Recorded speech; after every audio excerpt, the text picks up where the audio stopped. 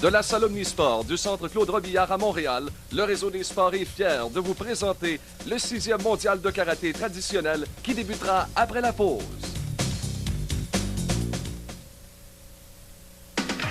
Une fois les billets éparpillés, 8h30, on vous résume les événements sportifs de la journée. 19h, la grâce et l'élégance sont au rendez-vous de la classique Burghley. Et à 20h, c'est en direct de Miami que les Giants s'en prennent aux Dolphins. Le réseau des sports, de l'action, tous les jours. Ici Pierre Pagé qui vous souhaite la bienvenue au Centre Claude Robillard pour cette compétition de karaté. Sur le tapis, tout d'abord, on voit actuellement Alain Bellavance du Canada. On est bien sûr dans les quarts de finale chez les hommes, catégorie 80 kilos. Bellavance, qui vient de Montréal, affronte le Japonais Saizo Isuzima. Donc, c'est un combat à surveiller, quart de finale chez les 80 kilos. Si on parle un peu plutôt de notre premier compétiteur, M. Bellavance, Bellavance est un athlète de 6 pieds 2 pouces, 80 kilos. Jeux panaméricains, il a terminé 6e catégorie ouverte. Il a une très, très belle feuille de route pour un jeune compétiteur d'à peine 25 ans. Également, les Jeux panaméricains 1990. À ce moment-là, il avait terminé 16e, 6e l'an dernier. Championnat canadien 1990, 2e de sa catégorie. Et championnat canadien, ou plutôt provincial, 1991. Il a terminé 1er de sa catégorie. C'est un bonhomme qui pratique le style de karaté Shotokan. Pour ceux qui veulent peut-être savoir les règlements des combats que l'on a sous les yeux, bien, c'est pas compliqué. Il y a du contact qui est permis pendant les combats, contact qui est permis au corps, mais non à la tête. Et ça, c'est fort important à souligner. Vous allez vous apercevoir que nos combattants et combattantes au cours de cette émission vont se battre avec agressivité, mais toujours disciplinés, ou presque toujours disciplinés. Très peu de coups qui seront portés à la figure, à la tête, puisque c'est interdit, sous peine même de disqualification. Et le combat s'arrête au premier coup franc. Le premier coup franc que l'on appelle un ippon. Ce coup veut un point. Et dès que ce premier coup est porté, le combat peut s'arrêter. Beaucoup de pieds ici, le Bellavance, à l'estomac du Japonais. Et là, on a vu les deux concurrents, les deux coups. Vous voyez, l'arbitre annule immédiatement les points puisque les deux coups sont arrivés en même temps. C'est une tâche assez difficile pour l'arbitre en chef qui est assisté au coin des tapis de chacun un juge, donc 4 juges qui sont là, en plus de l'arbitre. Beaucoup de pieds renversés ici du Québécois Bellavance. Et encore une fois, l'arbitre qui met un terme à cet échange. Une trentaine de secondes à faire dans ce premier round. Et s'il y a égalité, c'est important de le mentionner, s'il y a égalité, on aura un autre round de 2 minutes. Et au premier coup franc, je vous le rappelle, on va mettre un terme à ce combat. Le Japonais Saizo Isuzima, à la droite de votre écran, et le Montréalais Alain Bellavance, 25 ans de Montréal.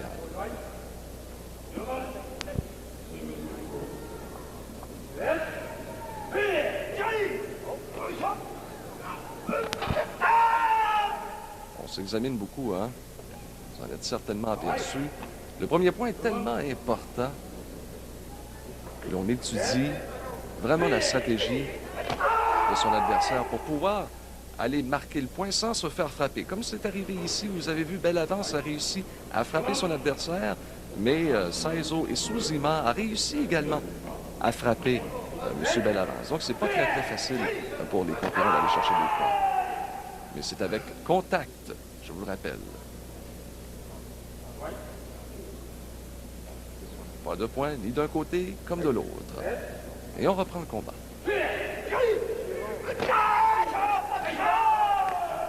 C'est une compétition quand même d'importance. 40 pays qui sont représentés ici au Centre Claude Robillard pour ce 6e mondial de karaté. Vous apercevez maintenant Bellavance qui va aller changer son gant, un gant de chirurgien, si l'on peut dire. Chacun et chacune des concurrents et concurrentes sur place portent ce genre de gants. On sait le fléau qui afflige, le fléau mondial qui afflige, bien sûr, tout le monde depuis déjà quelques années à travers la planète et on protège les concurrents avec des gants de chirurgie à son propriétaire.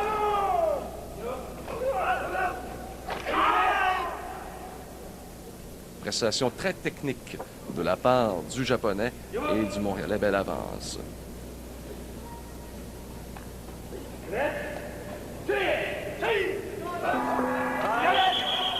Voilà, c'est un beau coup de pied renversé, mais on a entendu le gong qui mettait un terme au deuxième round.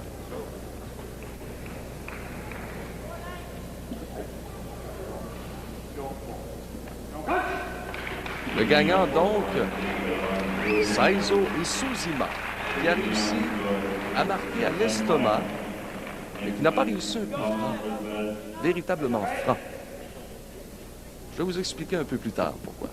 Deuxième combat, on y va immédiatement. Gianni Ardolino de l'Italie contre Rodolfo Gosto Gomez de l'Argentine. Quand on parle de compétition internationale, en voulant encore une fois la preuve. Vous savez, après 2 rondes, si l'arbitre peut décider d'interrompre le combat et de donner bien sûr la victoire à l'un des 2 concurrents. Après bien sûr le deuxième round, avec bien sûr, il donne la victoire au combattant le plus méritant. C'est du moins son jugement à lui. C'est ce que l'on a vu dans le premier combat qui opposait Alain Bellavance au Japonais Saizo Isuzima. Donc, à la droite de votre écran, je vous invite à surveiller Gianni Ardolino de l'Italie et à la gauche de l'Argentine, Rodolfo Gosto Gomez.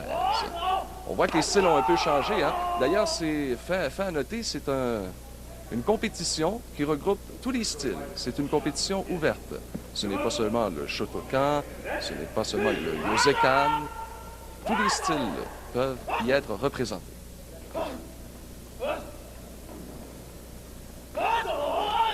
On a nettement un agresseur dans ce combat qui est l'Italien Gianni Ardolino. Nettement plus agressif que l'Argentin.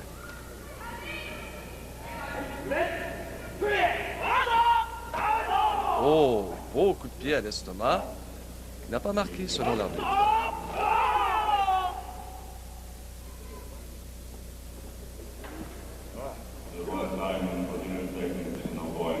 Et contrairement à ce qu'on peut penser, il y a sûrement des gens qui se disent, mais ces compétiteurs-là, ces athlètes, ne compétitionnent, ne se battent que pendant quelques secondes, mais les quelques secondes qu'ils se donnent comme ça, l'un contre l'autre, c'est fort épuisant. Ça prend une condition physique exemplaire, de part et d'autre.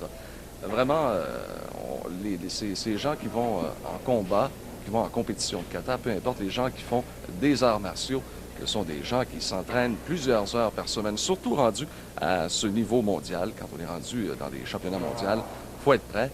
Et je vous en passe un papier que ces gars-là et ces filles-là s'entraînent depuis nombre d'années.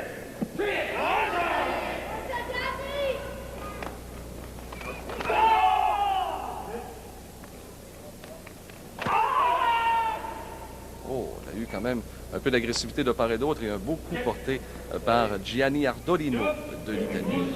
Beaucoup porté à la cage thoracique. Pied de l'Argentin, bien bloqué par l'Italien. On tente le balayage.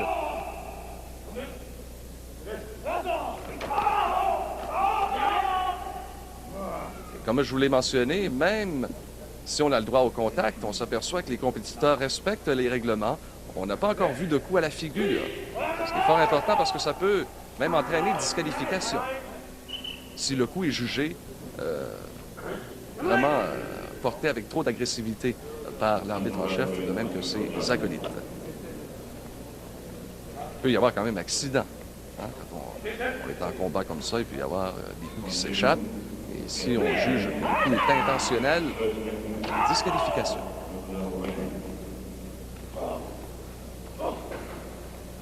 Un style beaucoup plus ouvert du côté de l'Italien. Beaucoup plus agressif. Qui est à la droite de votre écran. Des rounds de 2 minutes. Premier coup franc remporte le combat. Oh!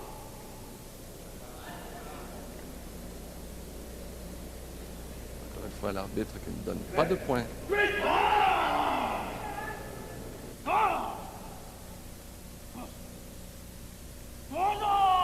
et la détermination. On doit lier forme physique et forme mentale pour faire des arts martiaux. Oh. Un petit problème du côté de l'Argentin avec son gant.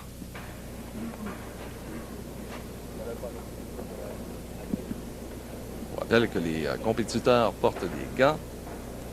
On sait que à travers le monde maintenant, c'est un fléau. Virus HIV. Et puis, pour protéger les concurrents, protéger l'arbitre également si jamais il a à intervenir dans le combat, on les protège à la manière de ces gants de chirurgien, si je peux encore une fois employer cette expression.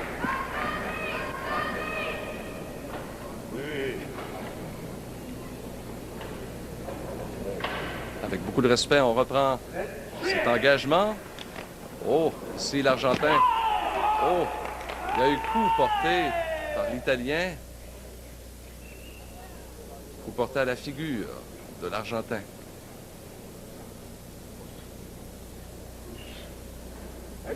Et on reprend. Oh, oui, l'Argentin qui a été touché.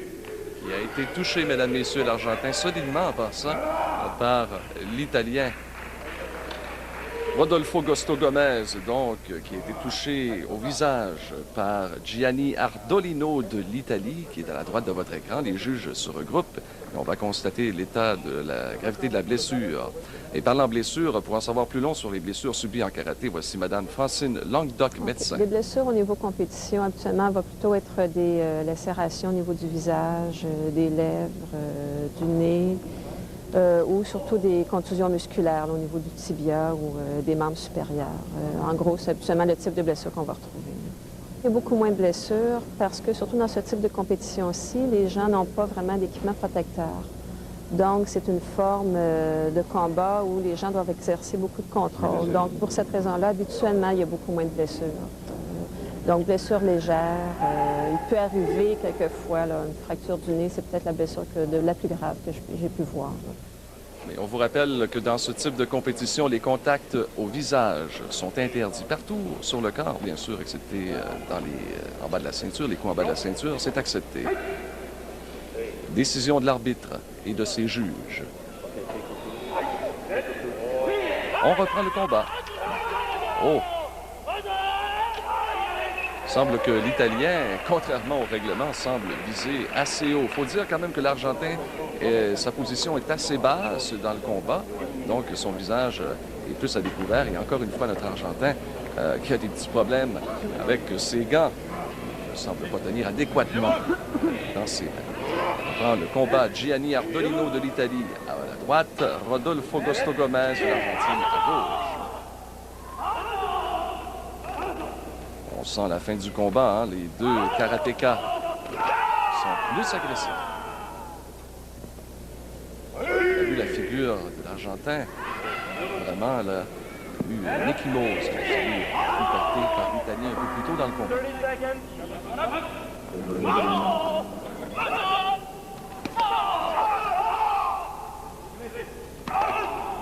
Beaucoup de pieds.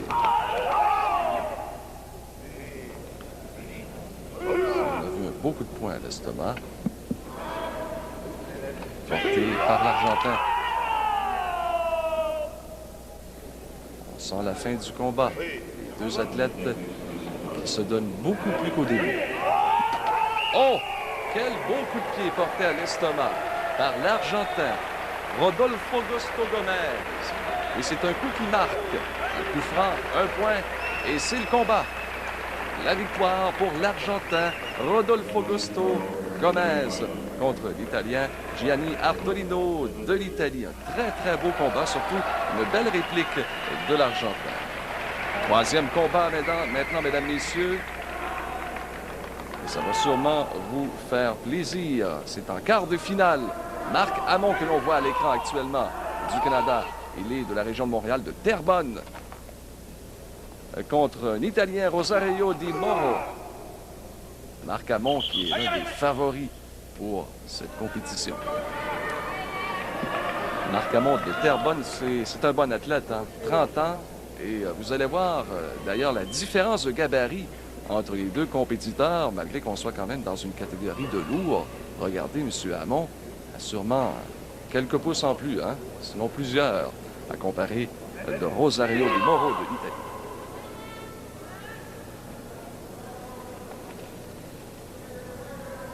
Marc Hamon, à la droite de votre écran.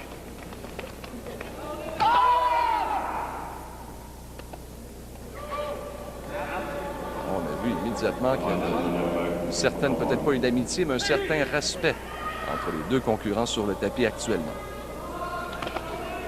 Les deux, comme vous le voyez, portent des gants. Les gants qu'on nous a parlé depuis le début de ce 6e mondial de karaté présenté ici au centre Claude Robillard.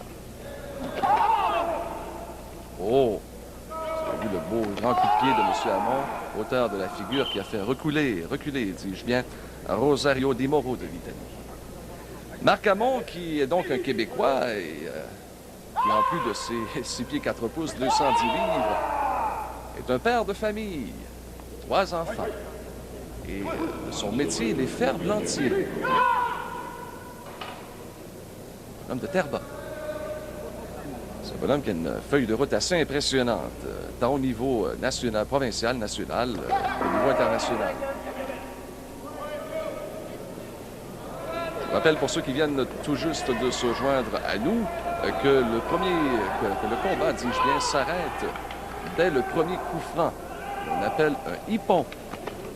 On a très bien vu dans le combat précédent le hippon, un coup de pied au ventre porté par l'Argentin Rodolfo Gostogonaz qui a marqué et qui avait fait remporter le combat à cet endroit. Pour l'instant, c'est notre Canadien Marc Hamon contre l'Italien Rosario di Moro d'Italie.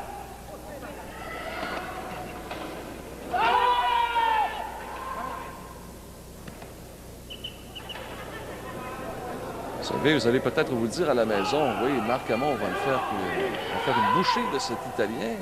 Ne vous fiez surtout pas à la grandeur des concurrents et à la grosseur des concurrents. Vous connaissez cette expression? Dans les petits formats, des fois, on retrouve de bons onguents. Malgré que dans les grands, il y en a des excellents aussi. Et ne vous fiez pas non plus à la grandeur des participants aujourd'hui. Parler un peu de la feuille de route de Marc Hamon. C'est facile, c'est du succès, hein, partout. Championnat mondial de Mexico 1990, 3e. Championnat panaméricain à Rio en 90, 3e également. Le nord-américain 1991, BC, première position. Et le panaméricain Mexico 91, 3e position. Marc Hamon à la droite de votre écran. Marc Hamon qui pratique depuis plusieurs années le karaté. Et lui, son style, pour ceux que ça peut intéresser, son style, c'est le Shotokan. Un style fort populaire.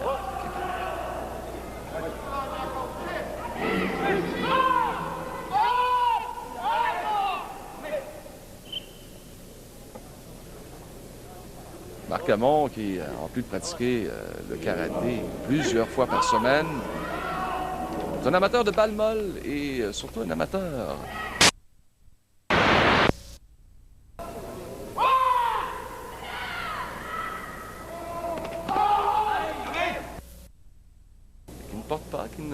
qui ne compte pas pour des points pour Marc Hamon. Combat beaucoup plus serré que ce qu'on pouvait s'attendre au tout début. Vous voyez, la différence de grandeur est assez évidente.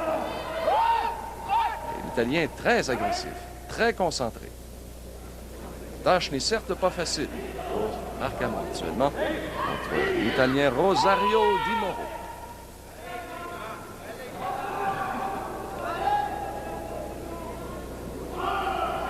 Ce 6e mondial de karaté traditionnel vous parvient du centre Claude Robillard. Et il y a plein d'autres combats, autant masculins que féminins, qui vous seront présentés au cours de cette émission.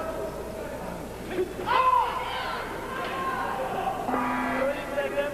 reste 30 secondes dans ce deuxième round, 2 minutes. Les deux compétiteurs. Le premier coup franc va remporter le combat. Le premier qui réussit à placer un hippon. S'il y a égalité, après ce deuxième round, il y aura une autre prolongation de 2 minutes. Et si aucun point n'est marqué, après 6 minutes de combat, oh, vous avez vu l'agressivité, hein? On parle concentration, agressivité. Il y a eu une belle démonstration, le faciès de Marc Hamon qui voulait tout dire.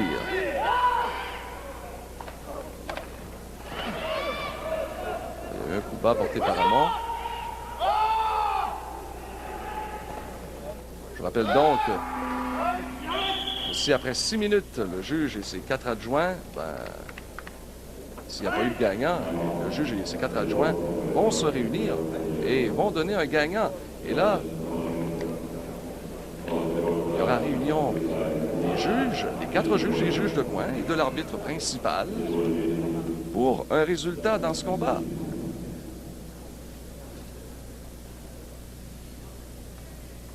C'est attendu avec anxiété les partisans de Marc Hamon qui attendent le résultat de ce combat contre l'Italien Rosario Di Moro. La décision de l'arbitre.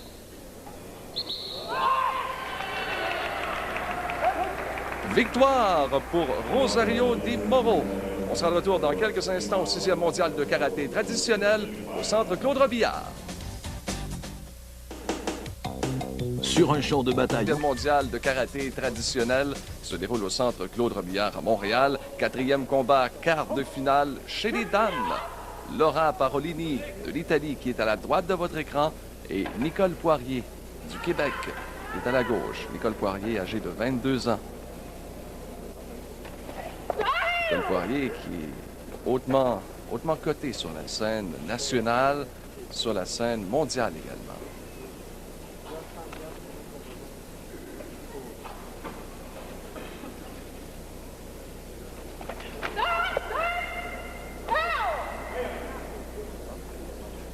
Nicole Poirier à la gauche et Laura Parolini de l'Italie à la droite. On aperçoit Mademoiselle Poirier, représentante du Canada, du Québec.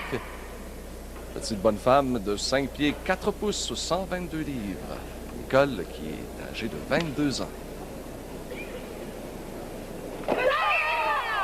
Beaucoup d'agressivité, c'est ce qui est toujours intéressant.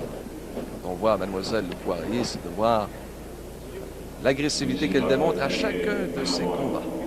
Il faut absolument que je vous souligne que dans cette compétition aujourd'hui, on a le droit au contact physique. Mais le contact doit se faire au corps et non à la tête, sous peine même de disqualification, selon bien sûr le bon vouloir ou non du juge en chef et de ses 4 acolytes, 4 coins des tapis. Vous ne les voyez peut-être pas actuellement, mais il y a des juges.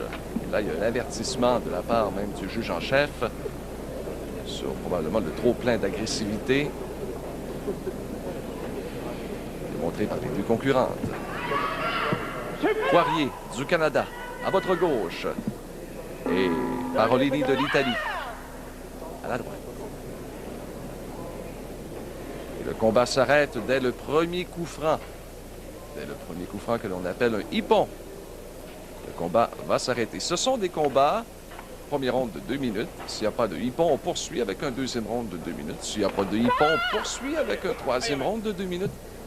Et puis là, s'il n'y a pas de gagnante, les 4 juges adjoints et le juge en chef vont se réunir pour déterminer qui est la karatéka la plus méritante pour pouvoir passer à la demi-finale. On est en quart de finale chez les dames.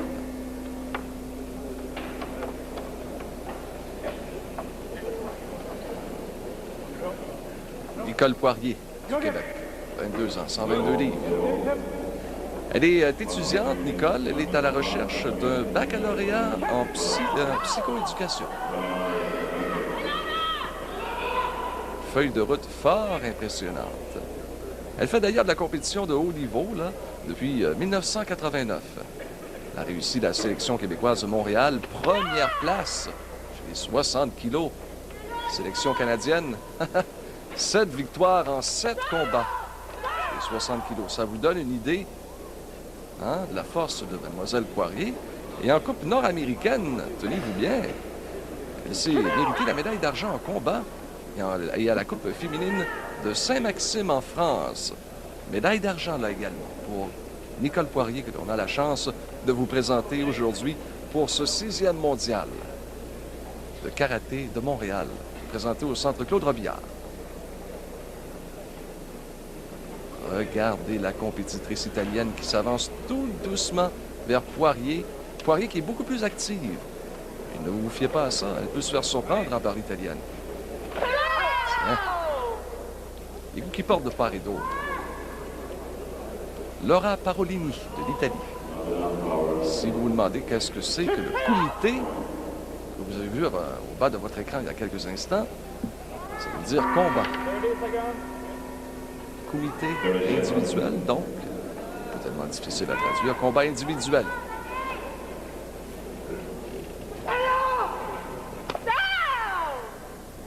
On a vu la garde, hein? Poirier, immédiatement avec sa gauche. Poirier a toujours sa gauche devant elle.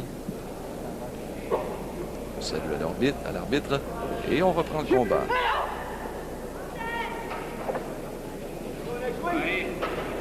Regardez encore une fois l'Italienne tout doucement qui s'avance vers Poirier. Et elle est plus active. Beau bloc par Poirier. Ah, elle aurait pu avoir un coup de poing aux côtes de la part de l'Italienne Laura Parolini.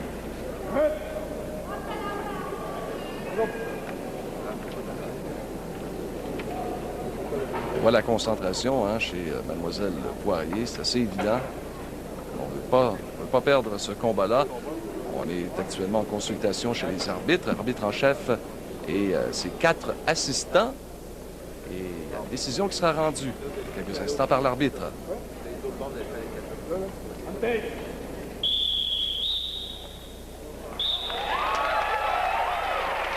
Une victoire pour Mademoiselle Nicole Poirier du Québec.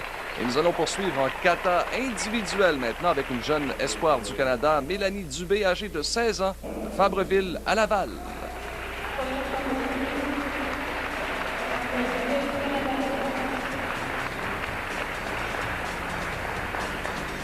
J'ai décidé de présenter Basaidal, qui est un kata que j'aime beaucoup, que je me sens bien dedans. Est-ce que tu pourrais nous le raconter? Oui. Disons qu'au début, on commence avec une attaque, qu'on vient entrer dans le partenaire avec notre avant-bras et on pousse le partenaire. Ensuite, on vient bloquer avec 2 mouvements, tourner en bloquant les bras. Ensuite, on revient vers l'avant. On bloque encore avec les bras. Chaque mouvement. Ensuite, lorsqu'on tourne de côté, c'est un partenaire qui attaque avec un coup de pied avant, qui est un manguéré. On prend la jambe et on la balaye. Et on l'envoie vers l'avant, on la balaye. Ensuite, on bloque une autre technique. On revient vers l'avant. Ensuite, on a un moment où on vient rentrer dans le partenaire avec la main. On vient pousser à l'épaule. Ensuite, on donne un coup de poing à l'avant et on va bloquer de côté. La même chose sur l'autre côté. Ensuite, c'est un partenaire qui s'en vient face à moi et je le bloque avec un shitoke. J'en fais 3 comme ceci. Chaque fois, le partenaire avance. Ensuite, je recule avec la même technique, toujours en bloquant. Et avec ma main, je vais chercher son bras qui m'a attaqué. Et je lève ma jambe et je fais un kumikumi, qui est pour casser la jambe à l'arrière. Ensuite, de l'autre côté, je fais toujours la même technique, un blocage, un shitoke. J'en fais 2 qui vient directement, c'est un point chudan qui est à l'estomac. Le deuxième, je ramène les bras et je viens dégager les bras et aller frapper aux abdominaux avec mes 2 mains. Ensuite, je dégage avec mon poing. Ensuite, on a un autre adversaire qui vient à l'arrière. on vient l'esquiver et frapper en dedans de la cuisse. Ensuite, on le dégage et on vient faire un balayage et un blocage au niveau guédane qui est à la ceinture. Ensuite, on va dégager la personne et on va aller frapper avec un coup de pied dans ses abdominaux. Et ensuite, on va bloquer trois techniques de jambes. Et ensuite, sur l'autre côté, il va y avoir un partenaire qui va arriver et on va aller le frapper d'une main qui va être au plexus et l'autre au menton. J'en fais 3 comme ça, toujours en ramenant, je dégage et je refais la même chose, ceci 3 fois. Ensuite, je viens à tourner et je dégage la jambe et je la bloque. La même chose sur l'autre côté. Ensuite, j'ai un partenaire qui vient de côté où je viens entrer à l'intérieur, le bloquer. Ensuite, je le projette vers l'arrière en me déplaçant pour ensuite faire mon dernier mouvement qui est attaqué à l'épaule.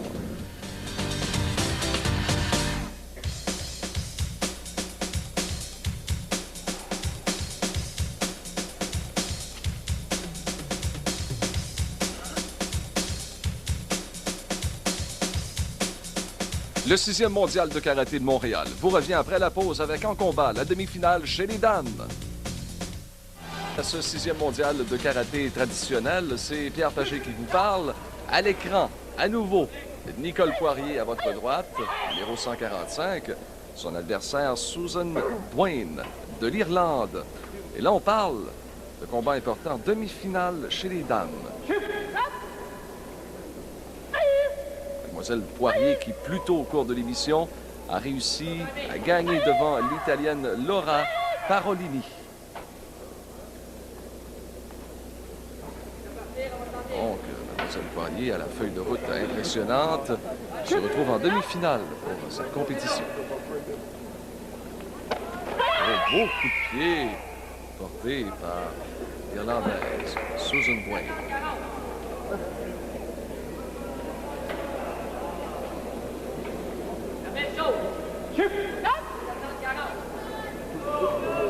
On a droit au contact pour les combats qu'on présente aujourd'hui. Contact au corps et non à la figure. C'est interdit, sous peine même de disqualification. Beaucoup d'agressivité de part et d'autre. Hein? Oh oui, beaucoup d'agressivité. Bon, on est rendu à la demi-finale, c'est un peu compréhensible. On voit même le juge en chef qui donne ses directives aux 2 concurrentes. Et en sont à la demi-finale de notre compétition qui se déroule au centre Claude Robillard à Montréal. Le dossard 145, c'est une Québécoise, Nicole Poirier.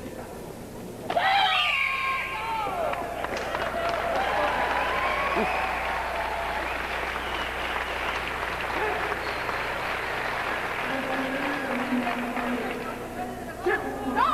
Démonstration qui est fortement brisée par les spectateurs réunis au centre Claude Robillard. Et avec raison. Beau coup de pied. Bien. Ça a même fait, hein? Ça fait mal. Oh oui. Mademoiselle Poirier qui perd son protecteur buccal, qui est secouru par l'équipe médicale actuellement. Réellement, elle a perdu le souffle. Et vous savez, si les coups sont jugés trop fortement intentionnels, bien, il y a réunion d'arbitres comme on a là.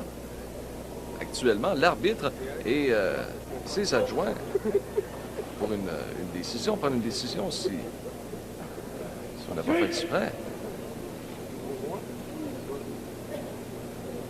Donc, il y a eu avertissement à l'Irlandaise Susan Dwayne de l'Irlande qui a reçu un avertissement de l'arbitre en chef. Beaucoup de pieds renversés, réplique avec coup de poing aux côtes par Nicole Poirier. Tout juste sous l'avant-bras gauche de Mademoiselle Dwayne, une Irlandaise. Poirier qui doit concéder quelques pouces à l'Irlandaise. Beaucoup de pieds bien contrés. Coup de pied qui se retrouvait dans le dos de Mademoiselle Poirier après avoir fait le bloc. On reprend. C'est le 6e mondial de karaté traditionnel au centre Claude Robillard à Montréal. Et c'est à classe ouverte, c'est-à-dire que l'on peut retrouver plusieurs styles, pas seulement uniquement des concurrents dans le Shotokan, dans le Yosekan, c'est tout le monde qui est accepté dans cette compétition. Tout le monde de calibre, bien sûr.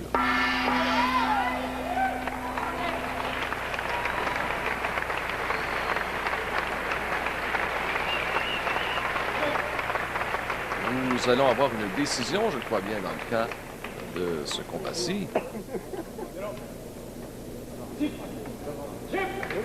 Victoire pour Mademoiselle Poirier, Nicole Poirier du Canada, qui remporte ce combat. Remporte donc cette demi-finale. On va se retrouver en grande finale. Nous allons passer dans quelques instants à une démonstration de Henbu, c'est-à-dire des combats simulés par l'équipe italienne. Vous allez certes apprécier la performance des Italiens qui sont considérés comme les meilleurs au monde.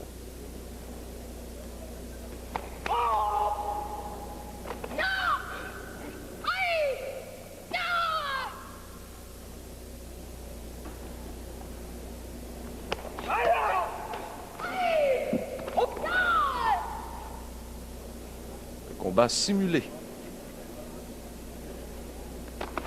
L'équipe italienne.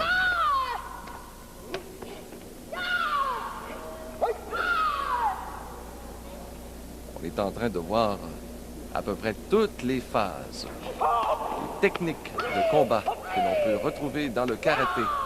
Coups de pied fort bien placés. C'est superbe. Pendant que l'on voit ces images de l'équipe italienne, dans quelques instants, mesdames, mesdemoiselles, messieurs, nous aurons le plaisir d'avoir en entrevue avec nous Chan Cho Tran. Qui est ce monsieur Tran?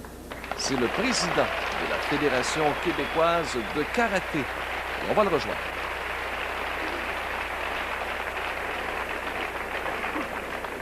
C'est très crédible pour la Fédération québécoise de karaté d'avoir eu le mandat d'organiser un championnat de karaté traditionnel ici au Québec. Aussi, c'est aussi ce qui rapporte à la Fédération, c'est d'avoir l'opportunité de sensibiliser le public sur un karaté traditionnel, dont la dimension n'est pas seulement de gagner, mais la dimension est de donner à l'athlète la possibilité de s'améliorer, de développer une philosophie martiale et en même temps de pouvoir se contrôler soi-même. Le contrôle de soi, fort important, principalement dans les arts martiaux et surtout karaté. Et le contrôle de soi est fort important, rendu en grande finale, comme on l'a actuellement, c'est la grande finale chez les dames. Premier combat. Elisabeth Presser de l'Allemagne, Susan Duane de l'Irlande. L'Irlandaise, vous la voyez, c'est le petit dossard numéro 137, celle qui est à la droite de votre écran. Et mademoiselle l'Allemande, elle, c'est mademoiselle Elisabeth Presser. Elle est à la gauche de l'écran. Premier combat de finale chez les dames.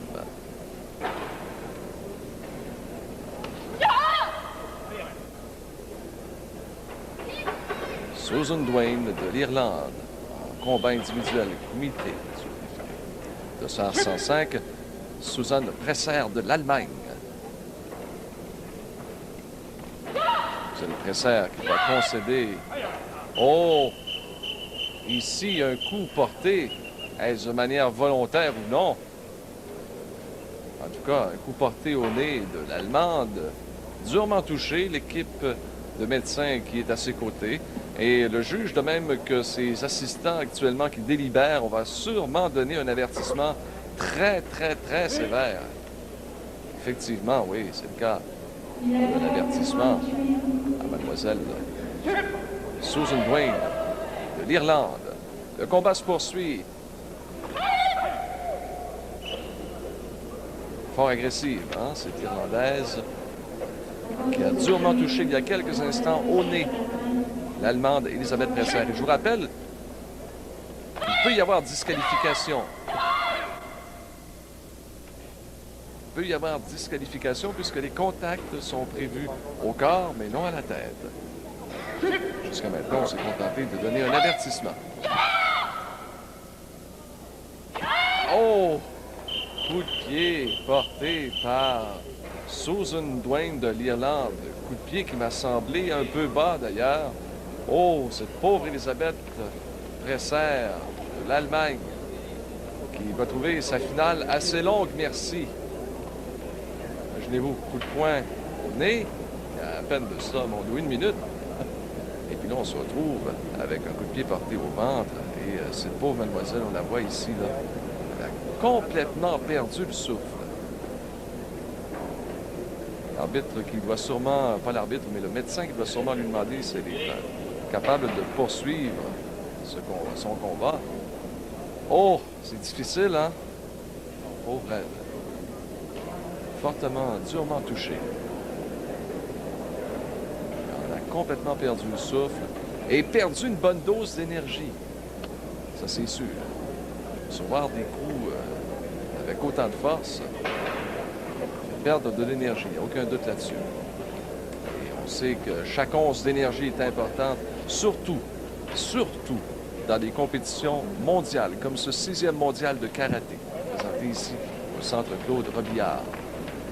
Et surtout qu'on est rendu à la finale, l'une des finales chez les dames.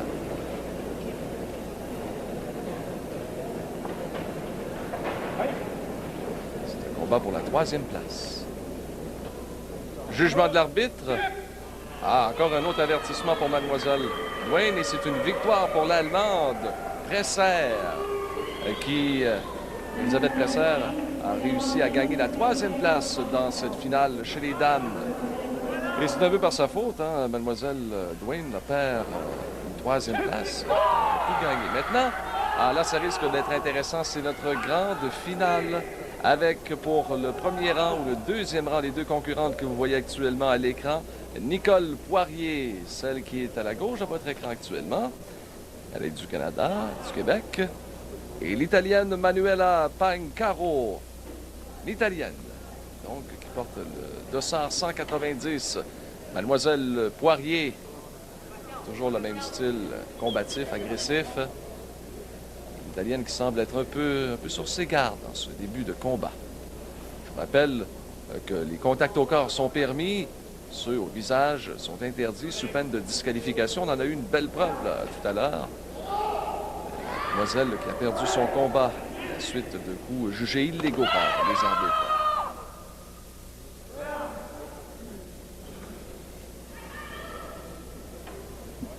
Oh, la détermination dans les yeux de Nicole Poirier. Nicole Poirier, très belle feuille de route au niveau international, national, bien sûr provincial.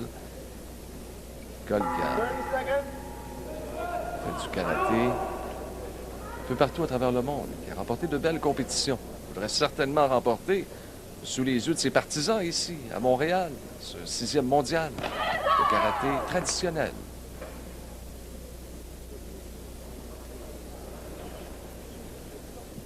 Beaucoup d'agressivité, on en est à la finale. Oh.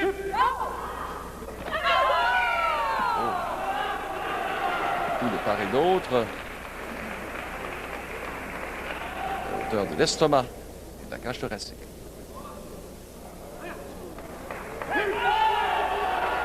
Point pour l'Italienne ici. Important pour Manuela Pancaro.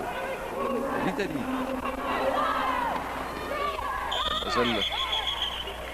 Pancaro qui